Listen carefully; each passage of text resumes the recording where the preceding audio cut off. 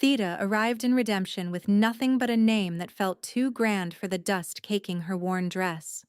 Her husband, Silas, had promised her a valley of green, but the trail had taken his breath and left her with a broken wagon wheel and a sorrow so vast it had no horizon. She sold the wagon for parts, the oxen for pennies, and their wedding quilt for a handful of flour and 3 nights in a boarding house room that smelled of stale whiskey and regret. Now, all she had left was a single silver dollar, cool and heavy in her palm, and the clothes on her back. The town of Redemption was little more than a main street gouged from the prairie, a collection of false-fronted buildings huddled together against the ceaseless wind. It was a place that judged a person on the quality of their horse and the straightness of their spine. Theda's spine was straight enough, forged by hardship, but she had no horse. From the window of her rented room, she watched the lifeblood of the town, the rocking N Ranch. It was less a ranch and more a kingdom, its fences stretching farther than the eye could see, its herds of cattle like a slow-moving river of brown and black. And its horses were the stuff of legend. The man who owned it all was Nate. She learned his name from the hushed tones of the women in the general store, a name spoken with a mixture of fear and respect. He was the town's silent king, a man who had built an empire from dust and grief. They said he hadn't smiled since his wife was buried years ago. Theda saw him sometimes, riding through town on a gray gelding, his face a mask carved from granite. He was powerful, solitary, and surrounded by a wall of quiet pain she recognized because she was building one just like it around herself. For a week, she looked for work. Mending, laundry, cleaning. But the women of Redemption had hands as calloused as her own, and no charity to spare for a stranger who carried her grief like a threadbare shawl. Her dollar was shrinking, spent on dry bread and watered-down milk. Hunger was a dull ache that was fast becoming a sharp command. Soon, she would have nothing. The thought didn't scare her as much as it should have. It was just another fact, like the sun rising or the wind blowing. It was on the 8th day that she saw the horse. She was standing by the rocking N's main corral, drawn by the familiar sounds of leather and horseflesh, a scent that reminded her of a childhood she thought she'd forgotten. In the center of the dusty circle, a battle was being waged. A stallion, black as a starless night, was fighting 3 ranch hands with a fury that was breathtaking. He was a whirlwind of muscle and teeth, his eyes rolling white with terror. He threw one man into the fence with a sickening crack of wood, then spun and kicked, his hooves blurring in the afternoon sun. "Demon!" a man shouted, scrambling away from the fence. "That horse ain't a horse. It's the devil himself." The foreman, a burly man with a cruel set to his mouth named Jed, strode into the corral with a length of heavy rope. "I'll break him or kill him," he snarled, his voice a low growl of frustrated pride. Theda watched his hands, the way he held the rope, the anger in his shoulders. He saw the horse as a challenge to his own power, a thing to be conquered. But Theda saw something else. She looked past the flaring nostrils and the bared teeth. She saw the tremor in the stallion's powerful legs, the way his ears twitched, not with aggression, but with a desperate, searching fear. He wasn't fighting because he was mean. He was fighting because he was terrified, convinced he was fighting for his life. Someone had hurt this horse, hurt him badly, and all he knew now was to inflict pain before it could be inflicted upon him. Nate stood on the far side of the corral, his arms crossed over his chest, his face unreadable. He watched the chaos with a detached coldness, as if he were watching a storm pass over a distant mountain. He didn't flinch when the man hit the fence. He didn't move when the foreman cursed. He just watched, his presence a heavy weight that silenced the other hands. This was his kingdom, and this was the broken thing within it he could not fix. Theda felt a pull, a deep, resonant hum in her chest that was as familiar as her own heartbeat. It was the language of the broken, the lost, the terrified. A language she had learned from her father, a horse whisperer people had called a charlatan until they saw him work. He had taught her to listen not to the noise an animal made, but to the silence beneath it. Without thinking, without considering the foolishness of it, she walked away from the fence and approached the stone-faced man who owned it all. The ranch hands fell silent, watching her. Nate's gaze shifted from the horse to her, his eyes the color of a winter sky. They held no warmth, only a deep, settled weariness.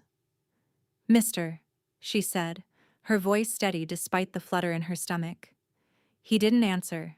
He just looked at her, taking in the worn dress, the dust on her cheeks, the exhaustion in her eyes. He was dismissing her, writing her off as another piece of prairie driftwood washed up on his shore. She held his gaze. "That Stallion," she said, nodding toward the corral where the horse now stood, sides heaving, watching the foreman with distrust.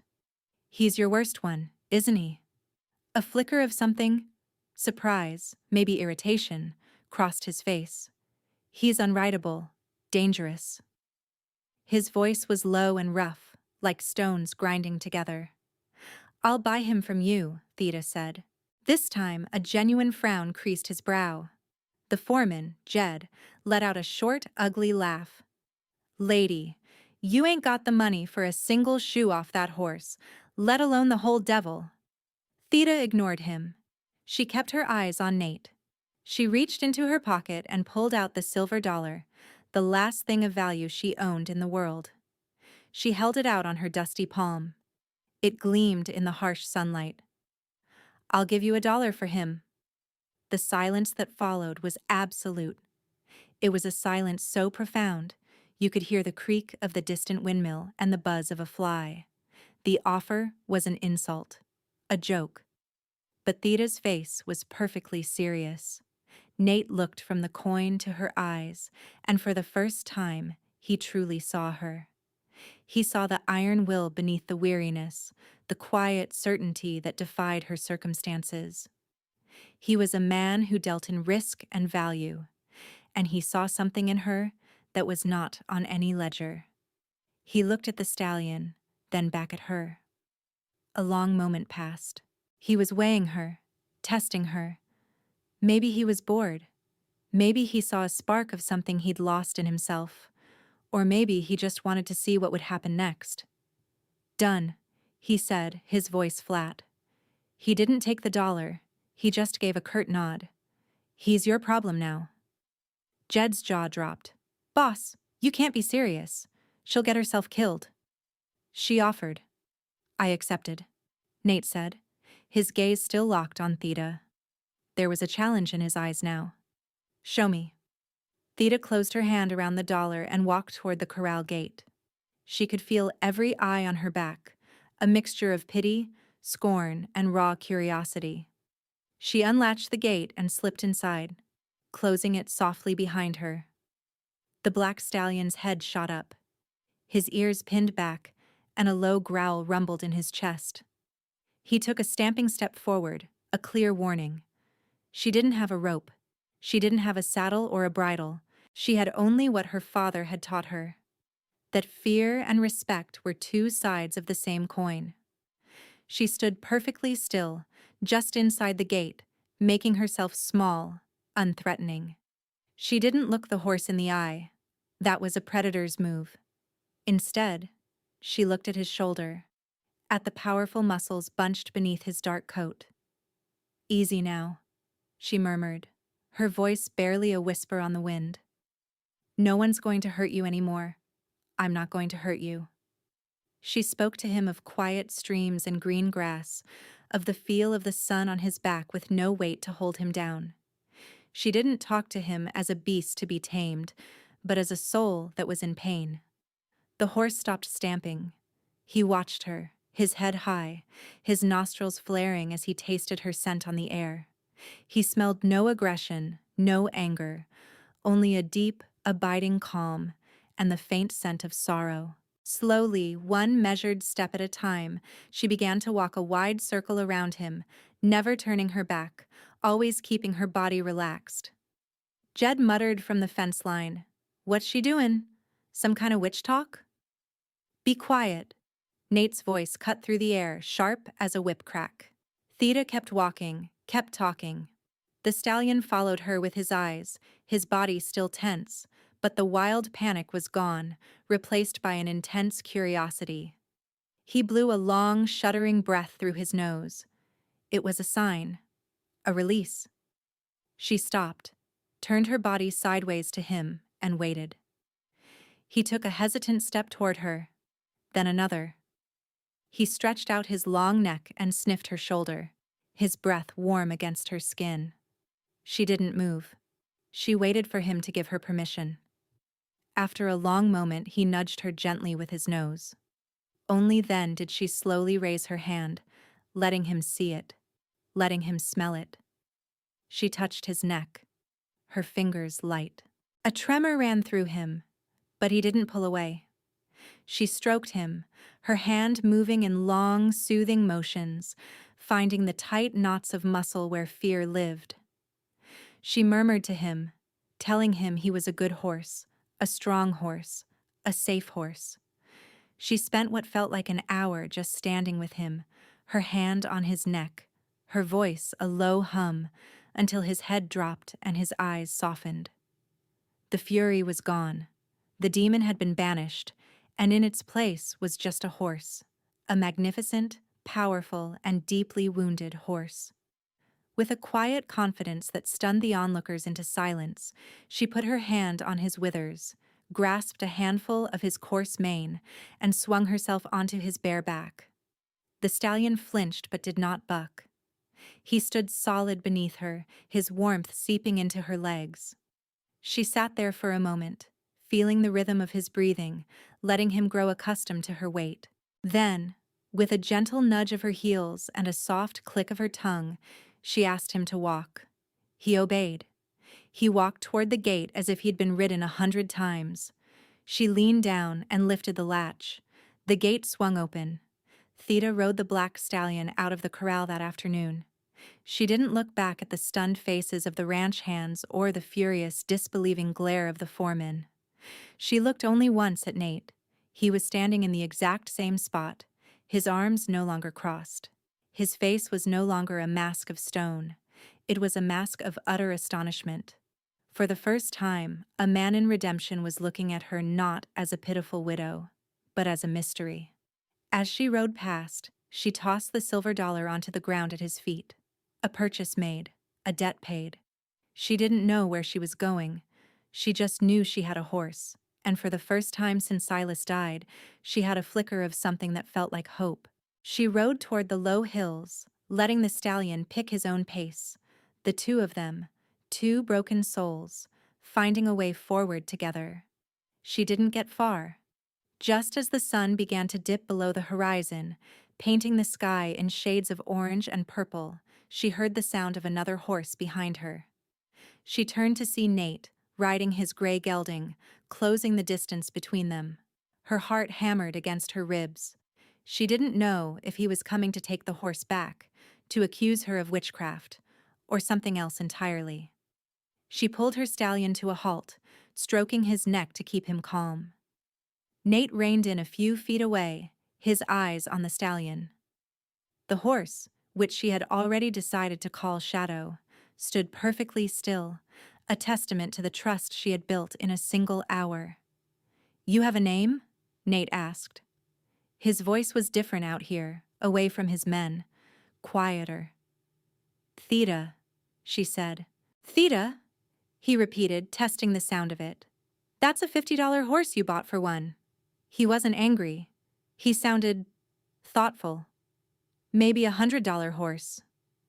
"He just needed someone to listen," she replied simply. Nate was silent for a long time, his gaze moving from her to the horse and back again. He looked like a man wrestling with a problem he couldn't solve.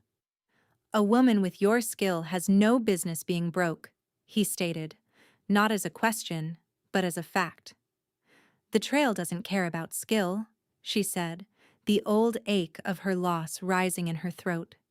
He nodded, a curt, understanding gesture. I need a hand with my stock. The younger ones. They're spooked easy. He paused, and she could see the effort it took for him to ask for something. I'll pay you. A proper wage. There's a line cabin on the east pasture. It's not much, but it's dry. You can stay there. It wasn't an offer of kindness. It was a business transaction. He was the most powerful man in the territory, and he was offering her a job because he saw her value. It was more than anyone else in Redemption had offered her. It was a chance, a roof, a way to feed herself and the magnificent animal beneath her. All right, she said. It was the only word she could manage. Follow me, he said, turning his horse. And just like that, Theta and Shadow followed Nate back to the rocking inn, not as outcasts, but as part of the vast, complicated machinery of his kingdom. The line cabin was exactly as he'd described it. Small, rough-hewn, but the roof was solid and the stove drew well. There was a small corral attached for Shadow. Nate left her with a sack of flour, a slab of bacon, and a promise that a wagon would bring more supplies in the morning. He didn't linger. He didn't offer pleasantries. He just gave her a nod and rode away, a solitary figure disappearing into the twilight. The next few weeks fell into a rhythm. Theta worked from sunup to sundown. Her days were spent not with the hardened ranch hands, but with the foals and yearlings in the far pastures. She had a gift, and it was a quiet, unassuming thing. She didn't break the horses, she earned their trust. She taught them to accept a halter not with force, but with patience. She taught them to lead without pulling, to stand without fighting. She moved among them like a gentle breeze, and the animals responded to her in a way the men, with their ropes and their shouting, never could. Nate watched her. He was a distant presence, a shadow on a ridge, a silent figure leaning against a far fence post. He never interfered. He never offered advice. He just observed, his face as unreadable as ever. But small things began to happen. One morning, a stack of freshly cut firewood appeared on her porch. Another day, she found a pail of fresh milk from the dairy cow waiting for her. There was never a note, never a word spoken, but she knew it was him. They were the gestures of a man who didn't know how to speak the language of care, so he spoke in the language of practical things. Jed, the foreman, made no secret of his resentment. He saw her as a slight against his own authority. The boss is going soft, he'd grumble to the other hands, just loud enough for her to hear. Lettin' some drifter woman whisper sweet nothings to his stock. He called her methods witchcraft, and sneered whenever she rode past on Shadow, who was beginning to fill out, his coat gleaming with health, his movements fluid and proud. The horse was devoted to her, following her like, well, a shadow. One afternoon, a crisis erupted in the main barn. A prize mare, one of Nate's most valuable, was in labor and the foal was breeched. The mare was in distress, thrashing and screaming, her eyes wide with pain and panic. Jed and two other men were trying to get ropes on her, to force the foal out, but they were only making it worse. The vet's a day's ride away, one of the hands yelled. We're gonna lose them both. Nate arrived, his face grim. He saw the chaos, the blood, the fear. He looked like a man watching a nightmare he'd lived before. Theta, drawn by the commotion, appeared at the barn door. Get out of her way, Theta said, her voice cutting through the panic. Jed spun on her. This ain't no place for you, woman. This is man's work. Your man's work is killing her. Theta shot back, her eyes flashing. She looked past him to Nate. Let me try, please. Nate looked at the dying mare, then at Theta's determined face. He saw the same quiet competence he'd seen in the corral. He gave a single, sharp nod. Do it. Jed sputtered in protest, but Nate silenced him with a look. Theda entered the stall. She sent the other men out and spoke to the mare in the same low, calming tones she used with all the horses. She stroked the mare's sweat-soaked neck, murmuring reassurances. Slowly, painstakingly, the mare's panic subsided, her thrashing eased. She seemed to be listening, to be drawing strength from Theda's calm. "I need warm water and clean cloths," she said to Nate, who stood just outside the stall. "And I need you to hold her head. Talk to her." He did as he was told, kneeling in the straw, his large calloused hand stroking the mare's face, his voice a low rumble. Theda, her sleeves rolled up to her elbows, worked quickly and efficiently. She knew what to do. Her mother had been the closest thing to a doctor in the small town where she'd grown up. Theda had learned about birthing from animals and humans alike. With a skill and gentleness that left Nate speechless, she managed to turn the foal inside the womb. As she worked, her arm brushed against his. A spark, unexpected and warm, shot through them both. In the middle of the chaos, of the life and death struggle in the straw, their eyes met. For a heartbeat, they weren't a boss, and his hand, a king and a pauper. They were just a man and a woman, connected by a crisis, their hands working together to bring forth a new life. With a final great effort from the mare, the foal was born, slick and shaky, but alive. The mare, exhausted but calm, immediately began to nuzzle her baby. Theda sat back on her heels, covered in sweat and grime, and let out a long, shaky breath. She had done it. Nate stared at her. He looked at her dirt-streaked face, her determined eyes, the strength in her hands, and he felt something crack inside him. The wall of ice he had built around his heart for years trembled. He saw not just a skilled horsewoman, but a healer, a life-bringer. It was a terrifying, exhilarating feeling. He stood up abruptly, his face shuddering again. "Good work," he said, his voice clipped. Then he turned and walked away, leaving her alone in the quiet warmth of the barn with the new mother and her child. The incident in the barn shifted something between them. The unspoken gestures became more frequent. A new, warmer blanket appeared on her cot. A jar of preserves from the ranch house kitchen.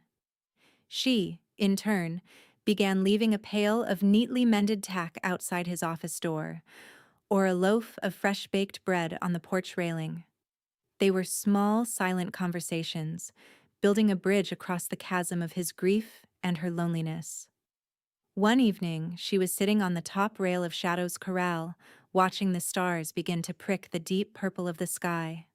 Shadow rested his head on her shoulder, his presence a warm, solid comfort. She didn't hear Nate approach until he was standing just a few feet away.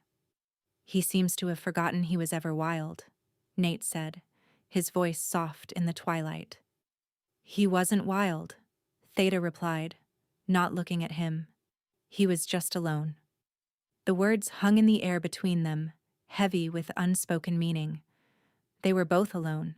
They stood in a comfortable silence for a long time, a silence that wasn't empty, but full of things they couldn't say. He wanted to ask her about her life before, about the husband she had lost.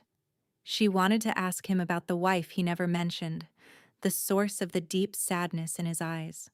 But neither of them dared to break the fragile peace. "The nights are getting colder," he said finally. He was holding a heavy wool coat, one of his own. It was too big for her, but it looked warm. "You should have this."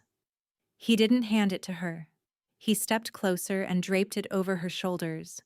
His fingers brushed the back of her neck, a touch as light as a moth's wing, but it sent a shiver through her entire body. She froze, her breath catching in her throat.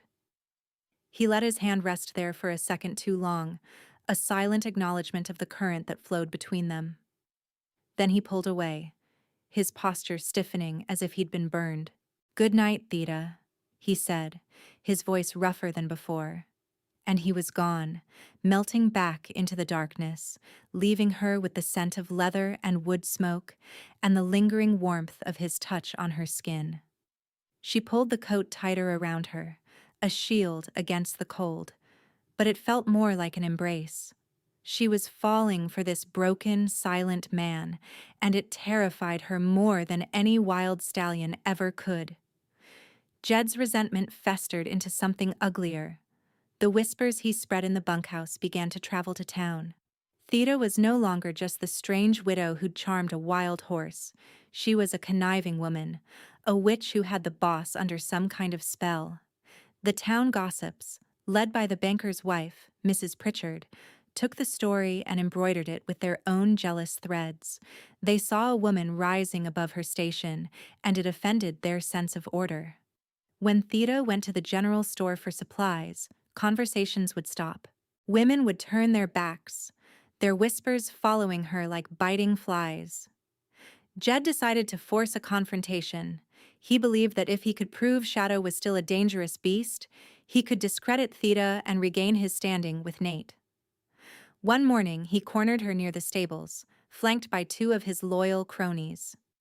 "The boss wants to see if that stud of yours has any fire left in him," Jed sneered, holding a wicked-looking bridle with a harsh curb bit. "We're putting him in with the mares. See if he's good for anything besides parlor tricks." "You'll do no such thing," Theda said, her voice low and steady as she placed herself between Jed and Shadow's stall. "Nate gave me no such order." "I'm the foreman. My orders are his orders," Jed said, taking a step forward. "Now get out of the way before you get hurt." Shadow, sensing Theda's distress, began to kick at the stall door, the sound echoing like gunshots in the quiet morning. He let out a piercing whinny, a clear challenge to the men who threatened his human. "See?" Jed grinned, a cruel, triumphant look on his face. Still the same devil horse. Just needed a little push. He lunged for the stall door. What happened next was a blur of motion. Theda didn't scream or run, she acted. She grabbed a heavy wooden bucket and swung it with all her might, catching Jed squarely in the side. He grunted in pain and stumbled back. At the same time, she unlatched the stall door. "Go, Shadow! Run!" she cried. But Shadow didn't run away. He burst from the stall, a force of nature, and placed himself squarely in front of Theda, his body a living shield. He reared up, his powerful forelegs slashing the air just inches from Jed's face. He was not attacking. He was protecting. It was a clear, unmistakable warning. Jed and his men scrambled backward, their bravado evaporating in the face of the furious stallion. Jed, however, was not a man to accept defeat. He saw his chance to twist the narrative. Later that day, Jed rode into town, his arm in a makeshift sling, a story of a savage attack already prepared. He told everyone who would listen that Theda's beast had finally shown its true colors, that it had attacked him without provocation. Mrs. Pritchard and her circle of gossips fanned the flames. By sundown, the entire town was buzzing. The witch's demon had tried to kill the foreman. She was a danger to them all.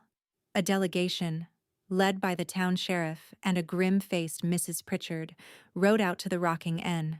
They found Nate surveying a fence line, his expression dark. "Nate," the sheriff began, "we've got a problem. Your foreman was attacked. The whole town is in an uproar. They're saying that woman's horse is a menace. They want her gone, and the horse put down." Nate's jaw tightened. He had already heard Jed's version of the story, and it hadn't sat right with him. He had seen the way Shadow was with Theda. He knew the horse was not a killer. But the pressure was immense. These were his neighbors, the people he did business with. His reputation, the stability of his entire operation, was on the line. He found Theda in her cabin, her meager belongings already being packed into a small bundle. Her face was pale but resolute. She had heard the rumors, and she knew what was coming. "They want me to leave, don't they?" she asked, her voice devoid of emotion. She was building her wall back up, brick by painful brick. Nate's heart twisted. He wanted to tell her to stay, to fight. He wanted to stand against the whole town for her. But the old habit of command, of cold, hard pragmatism, took over. He was a rancher first, a man second. He thought of his legacy, of the order he had fought so hard to build. He thought of the risk. "The horse," he said, his voice sounding hollow even to his own ears. "You have to keep him penned, at all times. Until this blows over." Theda looked at him, and the disappointment in her eyes was a physical blow. He wasn't defending her. He was containing her. He was choosing the town over her. It was not a grand betrayal, but a quiet, soul-crushing one. She had started to believe she could find a home here, that this silent, wounded man might be a man she could trust. She had been wrong. "I understand," she said, her voice a whisper. "I'll be gone by morning. I won't bring any more trouble to your door." He wanted to argue, to stop her, but the words wouldn't come. His own damage, his fear of loss and complication, had silenced him. He watched her turn away from him, her shoulders slumped in defeat, and felt as though he had just personally extinguished the only light he'd seen in years. He retreated into his guilt, into the cold, safe fortress of his loneliness. The connection that had been growing between them, as fragile and beautiful as a spider's web at dawn, was broken. For a page, it seemed this would not work out. He had failed her. That night, a dry lightning storm rolled across the prairie. The air was thick with the smell of ozone and dust. Theda didn't sleep. She sat by her small window, watching the jagged flashes of light illuminate the hills, shadow shifting restlessly in his corral nearby. She was just waiting for the first light of dawn, the signal for her to leave redemption forever. The strike came just before midnight, a blinding fork of lightning that hit a massive old cottonwood on the ridge overlooking the ranch. The tree, dried out by the long summer, exploded into flame. A gust of wind, hot and fierce, swept down the hill, carrying embers with it. Within minutes, the dry grass was alight, and a wall of fire was racing toward the heart of the rocking N, directly toward the main barn where the prize mares and their new foals were sheltered. Shouts of alarm cut through the night. Men poured from the bunkhouse, their faces lit by the terrifying orange glow. The fire was moving with incredible speed, a hungry beast devouring everything in its path. Panic set in. The horses in the barn, smelling the smoke and hearing the roar, began to scream. Their terror a palpable thing. Nate was in the thick of it, trying to organize his men, but it was chaos. They were trying to form a bucket brigade from the well, a futile gesture against the inferno. He yelled orders, but his voice was lost in the roar of the flames and the shrieks of the horses. He saw the barn, the flames licking at the roof, and a cold, paralyzing dread seized him. It was happening again. Fire, loss, the suffocating helplessness of watching something precious be consumed while he was powerless to stop it. The memory of his wife's fevered face, of his inability to save her, rose up and choked him. He was frozen, a king watching his kingdom burn. And then, through the smoke and chaos, she appeared. Theda, riding Shadow bareback, emerged from the darkness like a spirit. The horse was unafraid, his trust in her absolute. He moved through the panicked men as if they were ghosts, his eyes fixed on her, listening only to her. She didn't hesitate. She rode Shadow straight to the main doors of the burning barn and threw them open. A wave of thick black smoke billowed out. The horses inside were crazed with fear, crashing against their stalls, unwilling to move toward the fire outside. "We have to lead them out," a man shouted at Theda. "They won't follow us." "They won't follow you." Theda's voice rang out, clear and commanding over the din. "But they'll follow one of their own." She gave Shadow a command, a low murmur and a touch. The stallion, with a courage that came directly from his bond with her, plunged into the smoke-filled barn. Theda was low on his back, her face buried in his mane. Inside, she worked him like a sheepdog, her voice cutting through the panic, Shadow's powerful presence a calming force.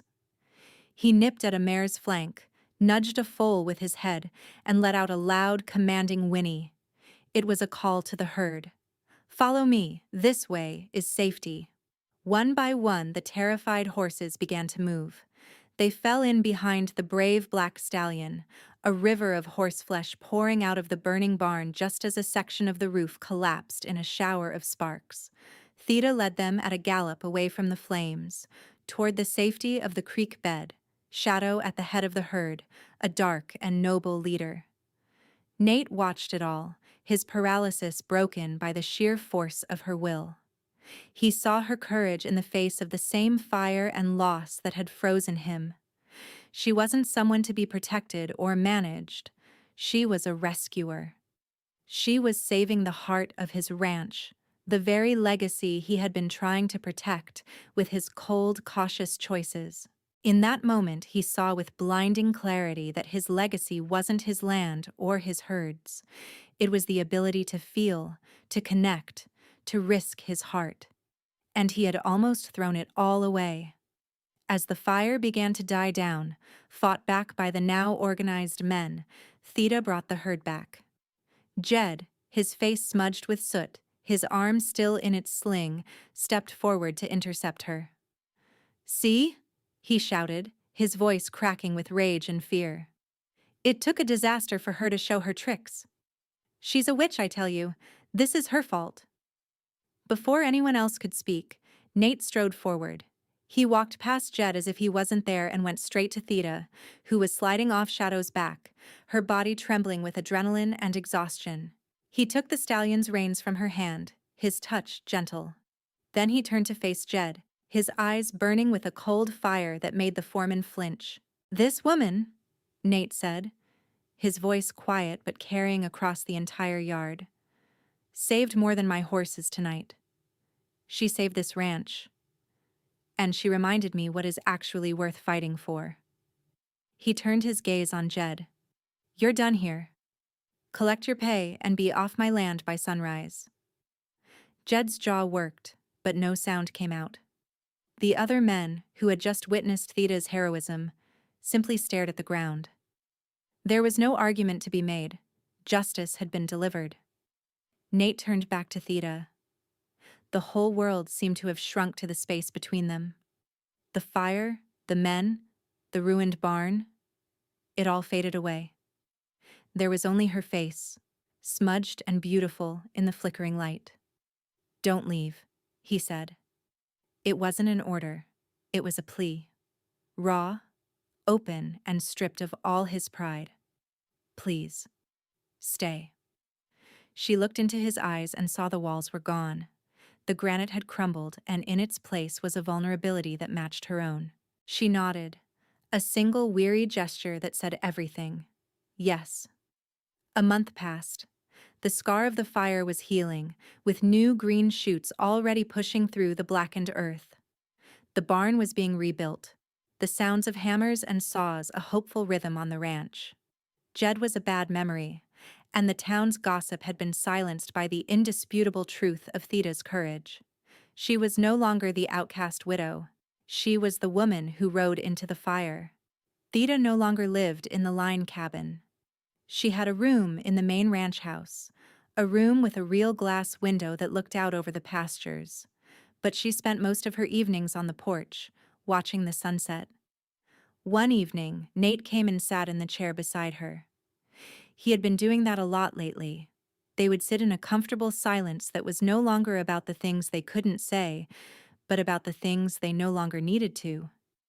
He was holding a small object in his hand, turning it over and over. "I haven't spoken her name in 5 years," he said softly, his eyes on the horizon. Her name was Eleanor. Theta listened, her heart aching for him. She didn't speak, giving him the space to let the memories out. "She died giving birth to our son. He died an hour later," Nate continued, his voice thick with unshed tears. "I blame myself. I thought if I'd just been stronger, smarter. I shut everything down. I decided it was safer to build fences than to build a life. Safer to command than to care. He opened his hand. In his palm was a small, exquisitely carved wooden horse. It was worn smooth with time. Eleanor carved this. For our son. She loved horses. She would have understood about Shadow. He looked at Theta, his eyes full of a history of pain and a future of hope. She would have liked you. He placed the small wooden horse in her hand. It was an offering, a release of his guilt, and an invitation for her to enter the space his grief had occupied for so long. I was wrong, Theta, he said, his voice clear and strong. A home isn't something you build with fences. It's something you build with trust. He reached over and took her other hand, his fingers lacing through hers. His touch was warm and sure. In the pasture below the porch, Shadow grazed peacefully beside the mare Theta had saved, her new foal frolicking nearby. The frontier was still a wild and dangerous place. But here, on this porch, with this man's hand in hers, Theta was finally home. The quiet king had found his heart, and the woman who had arrived with nothing had found she now had everything that mattered.